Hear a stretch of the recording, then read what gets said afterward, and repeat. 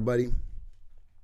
In today's video, I want to show you and talk to you about a book I read named How to Be an Anti-Racist by the guru of the anti-racist movement, Dr. Ibram Kendi.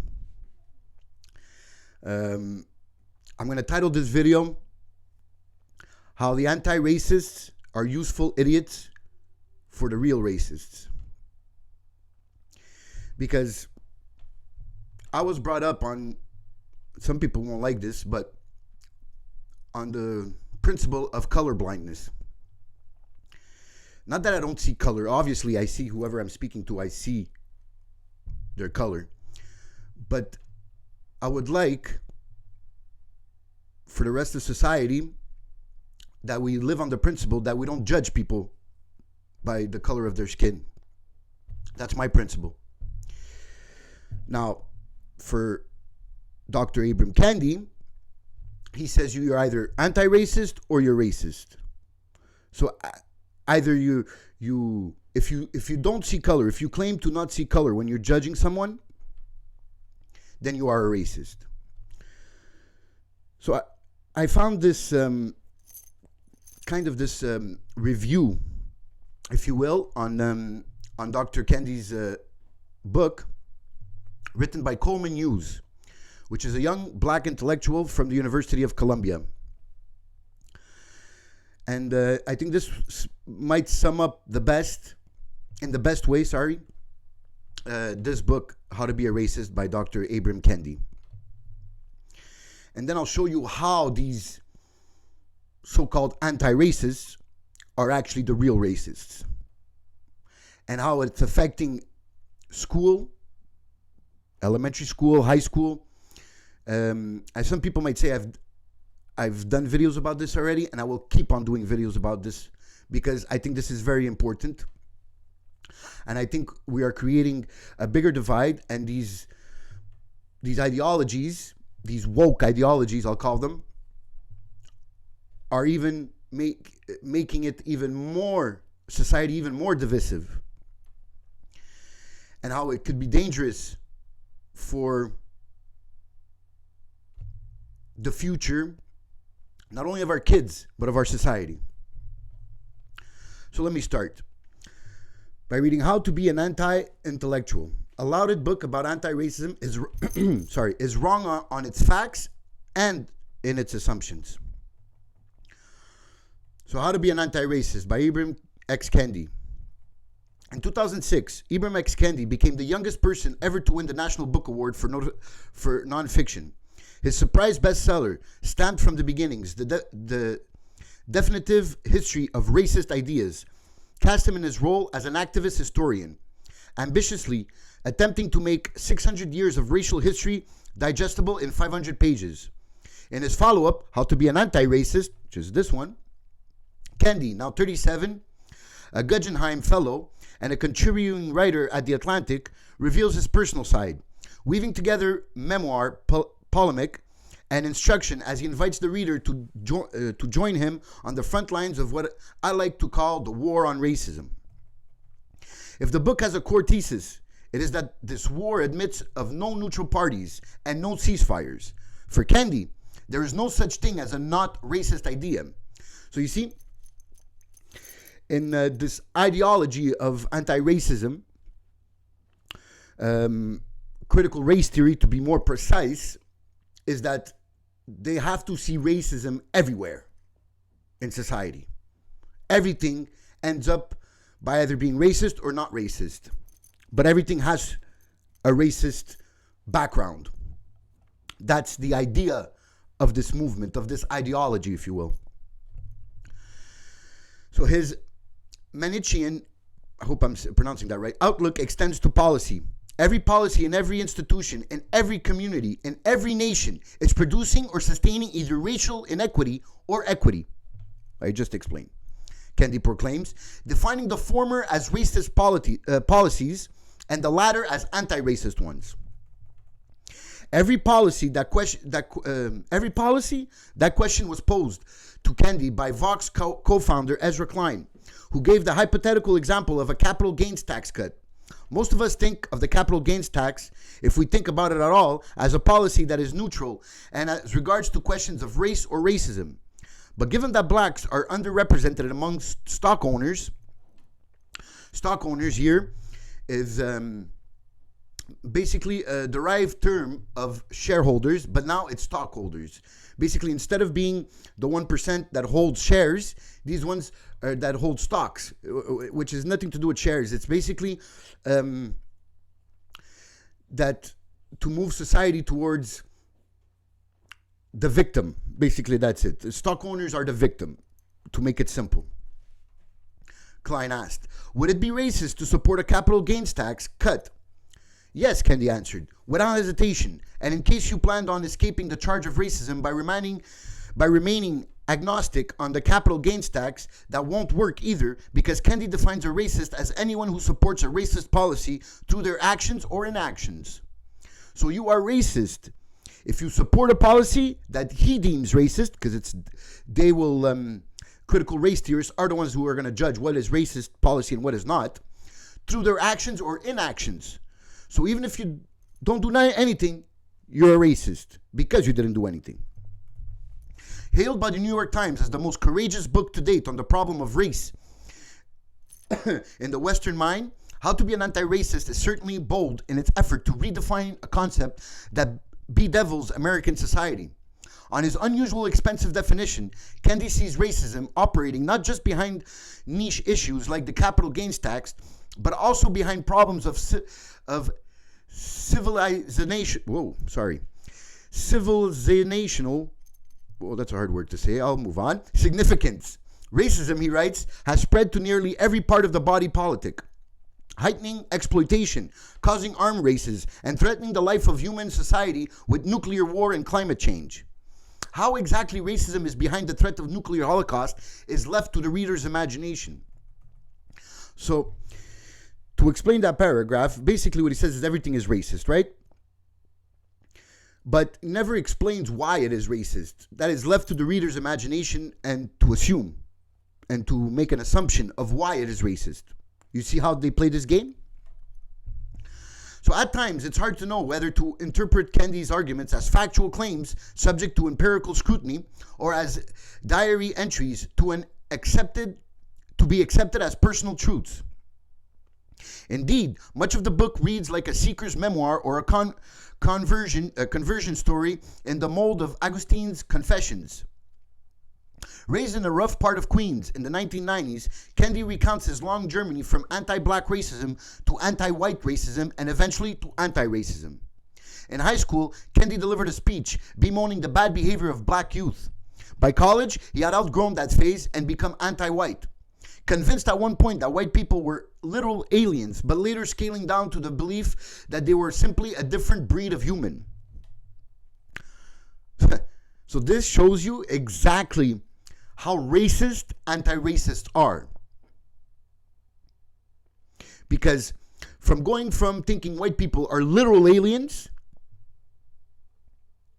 he ends up with the principle or the thought that the white person is simply a different breed of human, which that in itself is racist.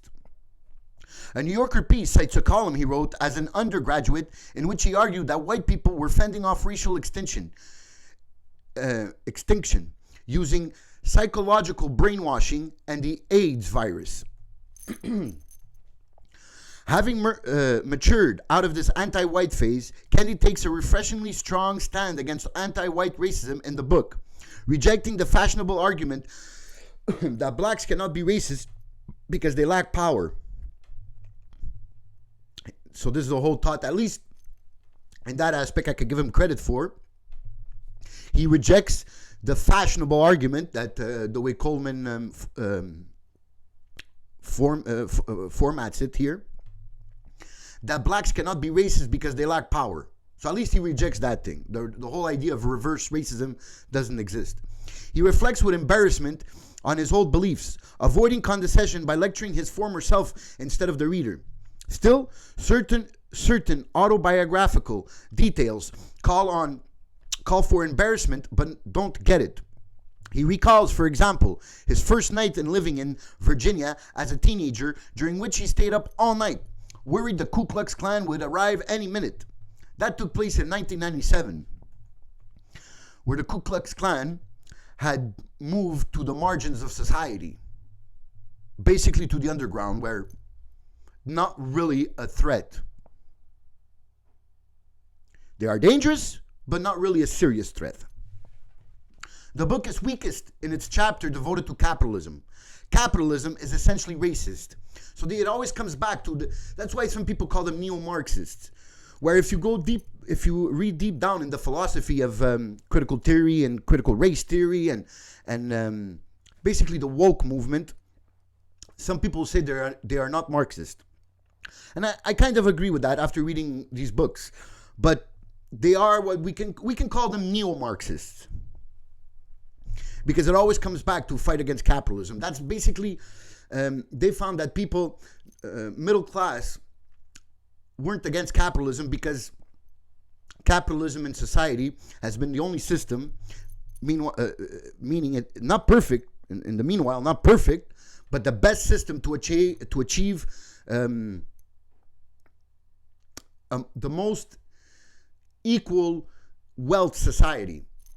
There is inequalities that we must address, but capitalism is the one that gets us closest to that goal of an equal wealth society. So Kendi proclaims that capitalism is essentially racist, and racism is essentially capitalist. To test this claim, a careful thinker might compare racism in capitalist countries with racism in socialist communist ones. Or he might compare racism in the private sector with racism in the public sector. That would have been the right scientific way to try to get to that conclusion. But like we said before, this is not his goal. He leaves that to the reader's imagination. So Kendi does neither. Instead, he presents the link between capitalism and racism as self-evidently true. Since the dawn of racial capitalism, when were markets level playing fields? When would black people compete equally with white people? Kendi asks, implying that the answer is never. I can think of several historical examples in which capitalism inspired anti-racism. The most famous is the Plessy versus Ferguson Supreme Court case, when a profit-hungry railroad company, upset that legally mandated segregation meant adding costly train cars, teamed up with the civil rights group to challenge racial segregation. Nor was that case unique. Privately owned bus and trolley companies in the Jim Crow South frequently resisted segregation because separate cars and sections were too expensive, according to one scholarly paper, with the link in the article, on the subject. A lesser known example is the South African housing market under apartheid. Though landlords in whites-only areas were legally barred from renting to non-whites, vacancies made discrimination against non-white tenants costly. As a result, white landlords often ignored the law. In his book, South Africa's War on Capitalism, economist Walter Williams notes that at least one whites-only district was in fact comprised of a majority of non-whites. History offers little evidence that capitalism is either inherently racist or anti-racist. As a result, Kendi must resort to cherry-picking data to demonstrate a link. Citing a Pew article, he asserts that the black unemployment rate has been at least twice as high as the white unemployment rate for the last 50 years, because of the conjoined twins of racism and capitalism. But why limit the analysis to the past 50 years? A paper cited in the same Pew article reveals that the black-white unemployment gap was small or non-existent before 1940. Right? That's where the 1940, that's basically around the time where the nuclear family started being disintegrated in the black community. But I digress. When America was arguably more capitalist and certainly more racist. And that's true. So how come before the 1940s, where capitalism was maybe in its more purest form in society, not destroyed by government intervention. And definitely the country before the 1940s was certainly more racist. So that basically debunks his statement in the book. Kendi also cherry picks his data when discussing race and health. He laments that blacks are more likely than whites to have Alzheimer's disease, but neglects to mention that whites are more likely to die from it. According to the latest mortality data from the Central for Disease Control, in the same vein, he correctly notes that blacks are more likely than whites to die of prostate cancer and breast cancer, but does not include the fact that blacks are less likely than whites to die of esophageal cancer, lung cancer, skin cancer, ovarian cancer, bladder cancer, brain cancer, non-Hodgkin's lymphoma, and leukemia.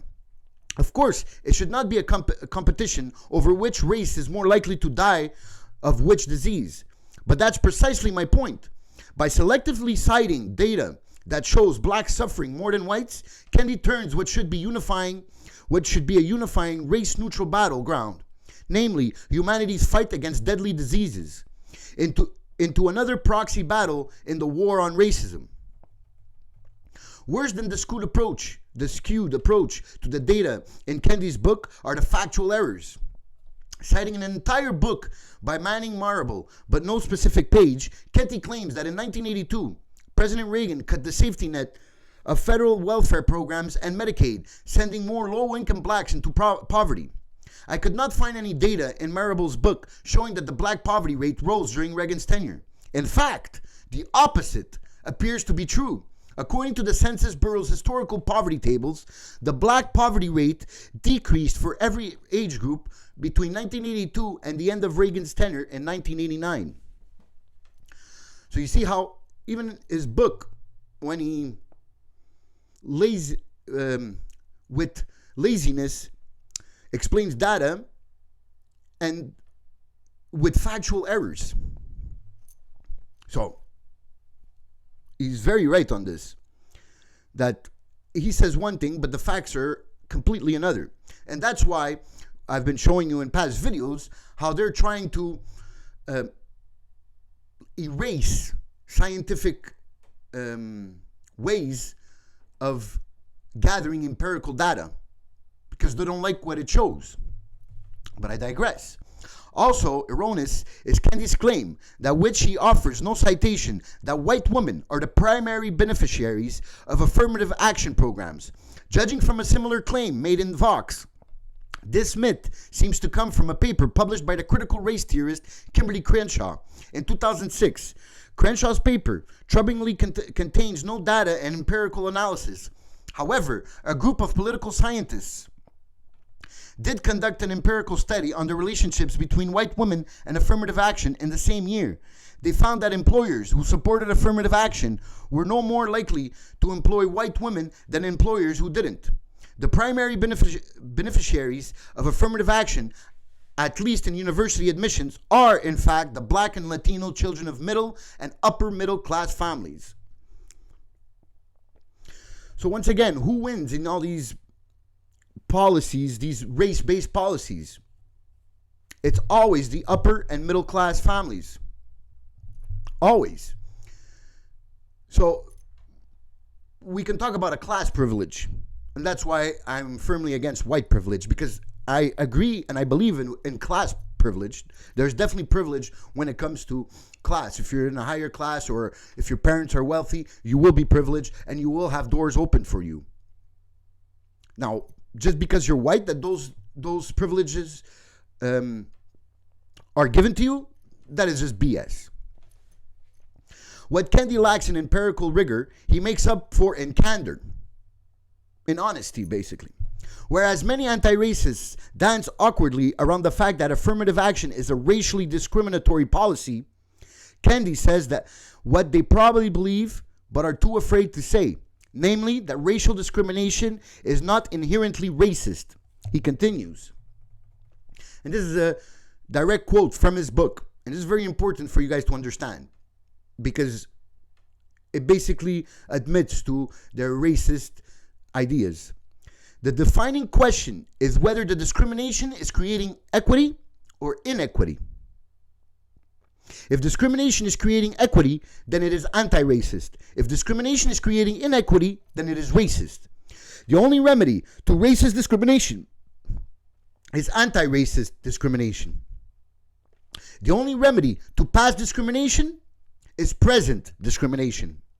And the only remedy to present discrimination is future discrimination. So now you see how racist they are. And let me just explain to you, for some people that might not know, the difference between equality and equity. Equality is equal opportunity to everybody, which is a strong principled value I have in equality. Equity is equality of outcome, where we're all humans made differently and we make different choices that affect our life and our professional career as much as our personal life. So that's why equity, equality of outcome, is dangerous. Because to do that, you'll have to oppress somebody. And you see where this goes. Insofar as Kendi's book speaks for modern anti-racism, when it should be praised for clarifying what the anti really means, fundamentally, the modern anti-racist movement is not against discrimination. It is against inequity, which in many cases makes it pro-discrimination. The problem with racial equity, defined as numerical equal outcomes between races, is that it's unachievable. Without doubt, we have a long way to go in terms of maximizing opportunity for America's most disadvantaged citizens. Many public schools are subpar, and some are atrocious. A sizable minority of black children grow up in neighborhoods replete with crime and abandoned buildings, while a majority grow up in single-parent homes. Too many blacks are behind bars, which all these are true. All this is true, he says, yet none of it implies that equal outcomes are possible. Also true. Kendi discusses inequity between ethnic groups, which he views as identical to inequity between racial groups, as problems created by racist policy. His view commits him to some bizarre conclusions. For example, according to 2017 Census Bureau data, the average Haitian American earned 68 cents for every dollar earned by the average Nigerian American. The average French American earned 70 cents for every dollar earned by the average Russian American. Similar examples abound. It is more likely that our society imposes policies that discriminate against American descendants of Haiti and France, but not Nigeria and Russia, or that disparities between racial and ethnic groups are normal, even in the absence of racist policies. Kendi's view puts him firmly in the former camp. To be anti-racist, he claims, is to view the inequities between all racialized ethnic groups, by which he means groups like Haitian Americans and Nigerian Americans, as a problem of policy. But bluntly, this assumption is indefensible. What would it take to achieve a world of racial equity? Top-down enforcement of racial quotas? A constitutional amendment banning racial disparity? A Department of Anti-Racism to pre-screen every policy for racially disparate impact? These ideas may sound like they were conjured up to caricature anti-racists as Orwellian supervillains. But Kendi has actually suggested them as policy recommendation. His proposal is worth quoting in full. And here's his quote. To fix the original sin of racism, Americans should pass an anti-racist amendment to the U.S. Constitution that enshrines two guiding anti-racist principles. Racial inequity is evidence of racist policy, and the different racial groups are equals. The amendment would make unconstitutional racial inequity over a certain threshold, as well as racist ideas by public officials with racist ideas and public official clearly defined. Kendi's suggestion that racist ideas would or could be rigorously defined is cold comfort, given his capacious definition of racism. In his book, Kendi calls belief in an achievement gap between black and white students a racist idea. Does that mean that that President Obama would have violated Kennedy's anti-racist amendment when he talked about the achievement gap in 2016? Would we have to overturn the First Amendment to make way for the anti-racist amendment? Kennedy's proposal continues. The anti-racist amendment would establish and permanently fund the Department of Anti-Racism, the DOA, comprised of formally trained experts on racism and no political appointees. The DOA would be responsible for pre-clearing all local, state, and federal public policies to ensure they won't yield racial inequity. Monitor those policies, investigate private racist policies when racial inequity surfaces, and monitor public officials for expression of racist ideas. The DOA would be empowered with disciplinary tools to wield over and against policymakers and public officials who do not voluntarily change their racist policy and ideas. Kennedy's goals are openly totalitarian. The DOA would be tasked with investigating private businesses and monitoring the speech of public officials. It would have the power to reject any local, state, or federal policy before it's implemented. It would be made up of experts who could not be fired, even by the president, and it would wield disciplinary tools over public officials who did not voluntarily change their racist ideas, as defined, presumably, by people like Kennedy. What could possibly go wrong? The odds of Kennedy's proposal entering the political mainstream may seem minuscule, and therefore not worth worrying about. But that's what people said about reparations as recently as 2 years ago. In the long run, American public opinion on race will change. In 5, 10, or 50 years, supporting an anti-racist constitutional amendment might become the new progressive purity test. Kennedy, however, doesn't think it's likely. Despite the wild success of his own book tour, drawing crowds so large that bookstores have resorted to holding readings in churches, synagogues, and school auditoriums, he nevertheless thinks that the anti-racist project will probably fail. For one thing, he doesn't believe that people can be persuaded out of racism. People are racist out of self-interest, not out of ignorance. Kennedy writes, thus, racists can't be educated out of their racism. Educational and moral suasion is not only a failed strategy, it laments it's a suicidal one. This is a tough claim to square with the rest of the book, which contains story after story in which Kennedy gets persuaded out of his racist beliefs, including one where a friend named Clarence reasons him out of believing that white people are extraterrestrials. Indeed, what makes Kennedy's personal story so compelling is precisely the fact that he's constantly changing. That said, when reflecting on his college days, Kennedy describes his former self as a believer more than a thinker. So perhaps not everything about him has changed. How to Be Anti-Racist is the clearest and most jargon-free articulation of modern anti-racism I've read.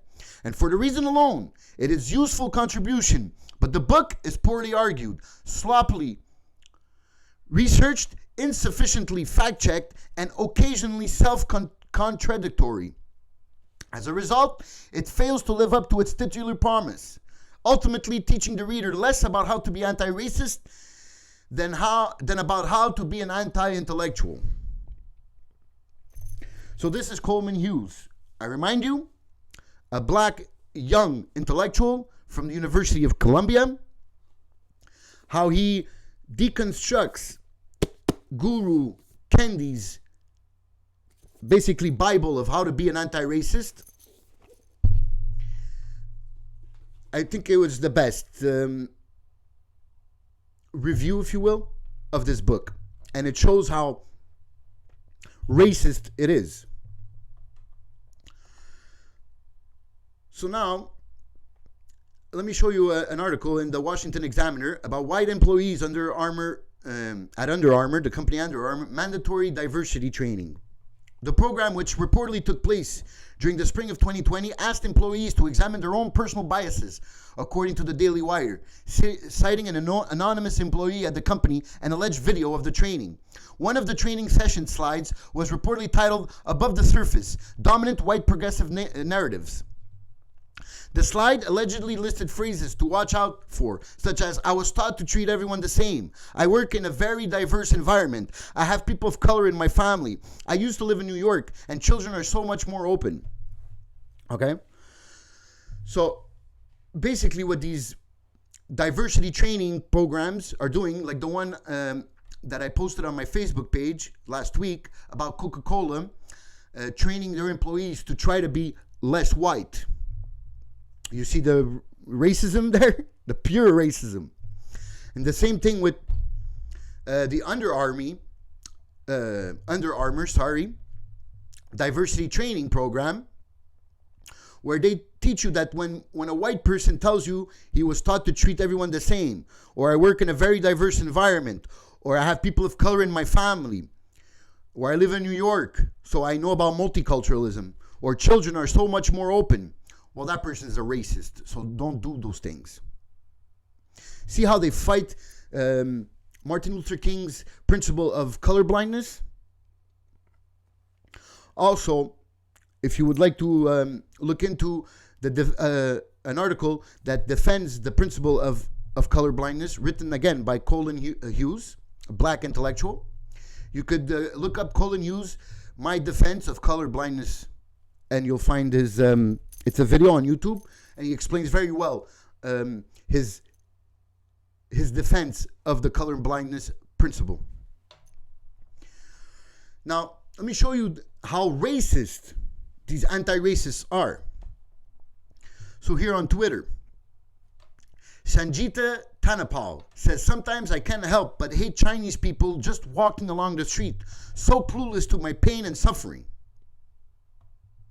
She continues, when somebody responds to her, wants to call me a chink. So basically, she's saying that this anti-racist is being racist by calling her a chink. Lol, me call you a chunk, which I didn't, by the way, is like calling a white person a cracker. Reverse racism isn't real, and calling your oppressor whatever you want is A-okay, you racist trash. You see? Who is Sanjita Tanapal? Racial equity consultant. So basically, she's the one that gives these diversity trainings for companies. So this is what they teach the employees, or they bring into the schools to teach the students about unconscious bias or anti-racist training. And you see it here in her Instagram profile, bio. She's a writer, educator, activist, and anti-racism expert. There you go, folks. That's how racist these people are. How far do they want to go? Well, here. Boston Public Schools suspends tests for advanced learning classes. Concerns about programs' racial inequities linger. So now, basically what they go on to tell you, so I'm a bit running short on time here. A selective program for high-performing 4th, 5th, and 6th graders in Boston has suspended enrollment due to the pandemic and concerns about equity in the program. Here's that word again, equity. So basically, they have the racist idea that black people can thrive in advanced learning programs. So they abolish them altogether because we're leveling to the bottom. We want to make everybody equally bad. That's basically the equity movement or idea. So I don't even need to read the rest because you get the idea what they want to do. They are hurting our children with these policies. Here's John McWhorter. He's another black intellectual, also from the University of Columbia. Is it racist to expect black kids to do math for real? Yes, serious people are arguing this. Make sure they don't infect your school district. There is a document getting around called Dismantling Racism in Mathematics, where I've showed you in a previous video. Go look it up. It's basically telling you how asking students for right answers is basically racist. Basically what they're saying, and these are the people that are pushing these ideas are in majority white progressives. So they're the real racists. Where comes my idea and my title of anti-racists being useful idiots for the real racists, which is the white progressives, which have been racist for decades. But now they're becoming more honest about it, with a bit of a sleight of hand to make naive people believe them that they are fighting for against racism, but when really they're fighting for racism. The idea is to show us how our racial reckoning of late outchanged how we expose black kids to math. I suppose the council is also intended for kids of other types of melanin, which is the color of the skin. But this is, in essence, a document that could be called Math for Black Kids, which basically it is. I suggest you go read this article in Substack at johnmccorder.substack.com. It is racist to expect black kids to do math for real. Okay, Robin DiAngelo. I want to quickly get into Robin DiAngelo, which is the writer of White Fragility. She is basically here telling you that she is a racist. She's a white progressive, and that she generalizes that all white people are racist inherently, and she explains to you how she's a racist and how white people are racist. So I don't understand why society would listen to someone that's honestly telling them that she's racist. And she's the one taking care. She was at the front of the Coca-Cola racist training, the unconscious bias training or anti-racist training, which we're trying to teach employees to try to be less white. She was basically the head of that training program. Okay, she writes in her new book, which is called Nice Racism, How Progressive White People Perpetuate Racial Harm, which is basically telling you how white progressives are racist. Racism will not be interpreted by a hug or a smile. Dismantling white supremacy requires white people to commit a lifetime of education and accountability. Continuing the work she began in White Fragility, Robin DiAngelo challenges white readers to rethink their ideas about racism and to confront their role in maintaining it. Intentionally violent acts. The flip side of this logic is the idea that a nice person with good intentions could never be a racist. But that simply is not the case. Racism is a system in which all white people are implicated. You listen up, white people. You are all racists. So generalizing a whole race of people just by the color of their skin, judging them just by the color of their skin, not by their character, like one famous person said. So now to sum up, I think Gad Saad has the best summary of what these woke people are asking of us and what they're telling us is going on in society. So Dr. Saad says, the rate at which our society is sinking into madness is truly bewildering. 1, it is now racist for a white person to translate the work of a black person. Number 2, it is now homophobic for a straight actor to play a gay character, which goes against the whole idea of acting, right? It is now racist for a white therapist to treat a black client. It is now racist to have advanced high school programs. It is now transphobic for biological females to reject having to compete against trans women, biological males, he puts in parentheses. It is now Islamophobic to criticize any tenets of Islam. It is now science denialism to question the ongoing COVID lockdowns. It is now science denialism to question any tenets stemming from climate change alarmists. It is now epistemological bigotry to support the scientific method as the means by which you adjudicate scientific hypotheses. It is now racist to argue that mathematics yields right and wrong answers. It is now racist to promote the ethos of individual dignity over the collective identity politics. It is now racist to criticize a noble person of color to be a famous athlete or celebrity. It is now transphobic to posit that only women menstruate. It is now racist to publicly proclaim your support for wrongthink black individuals such as Thomas Howell or Larry Elder. It is now misogynist to note that women greatly outnumbered men in universities. It is now sexist to publish scientific research that yields sex differences that are contrary to accepted political correct orthodoxy. It is now racist to point to the FBI murder stats broken down by interracial markets of victim and perpetrator. It is now racist to openly support national borders. It is now racist to seek to curb immigration from countries that espouse values that are deeply hateful and anti-liberty. And it is now racist to not decolonize philosophy and literature departments.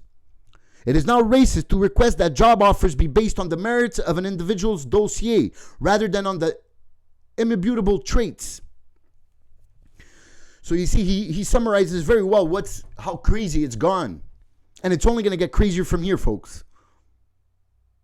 I know this might seem boring for some of you, but I think it's very important because we see this pattern going to a totalitarian, authoritarian future in the very near future. So I will continue making these videos and showing how crazy and racist these people are. To get to the point that I might wake up, even if I just wake up one person, it's already a job well done, in my opinion. Because these people are useful idiots for the real racists. So, all right, guys, thanks for tuning in. Hope to see you next time.